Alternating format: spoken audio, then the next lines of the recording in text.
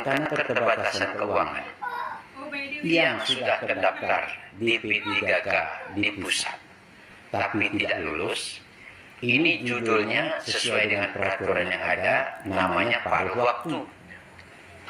Nah, karena keterbatasan keuangan juga, pemerintah daerah tidak menyediakan dana untuk gaji seperti sebelumnya. Hanya saja tenaga mereka tetap dimanfaatkan apabila dibutuhkan. Nah, kalau pertanyaannya apakah mereka setiap hari masuk kerja? Ini yang kami tidak berani memberikan ketegasan. Karena ketika orang ada instruksi untuk masuk kerja, harus disediakan gajinya. Walaupun barangkali seperti yang lalu-lalu. Nah, untuk itu, secara peraturan khusus tentu Pak Kaban lebih paham. Kami minta Pak Kaban juga menjelaskan, membantu kami menjelaskan apa yang dipertanyakan tadi. Terima kasih. Ini Pak, kan untuk tahun 2025 ini kan masih ada tenaga kontrak yang masuk nih Pak, masuk kerja nih untuk tahun ini kan Pak.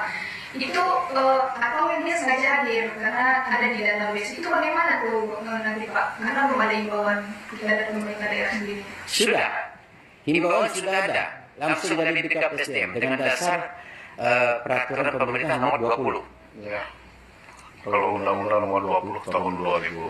Undang-Undang nomor 20 tahun 2023 bahwa tidak ada lagi instansi pemerintah yang mengontrak untuk kebutuhan tenaganya, untuk kelengkapan kebutuhan tenaganya. Nah, karena dianggap dari P3K sudah terpenuhi. Namun ada beberapa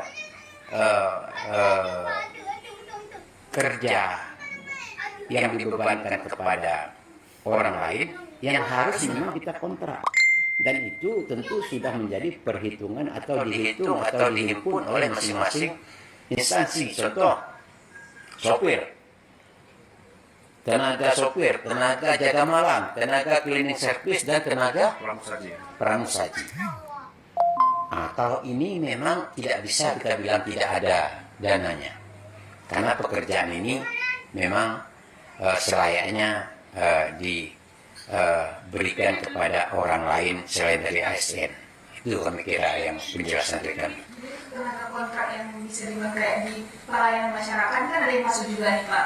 Itu bagaimana kebijakan sebenarnya? Baik. Ini juga sudah pernah kita rapatkan ya. Salah satu contoh misalnya nih, kalau di kesehatan, contoh rumah sakit. Rumah sakit itu pelayanan 24 jam, tidak mengenal hari libur.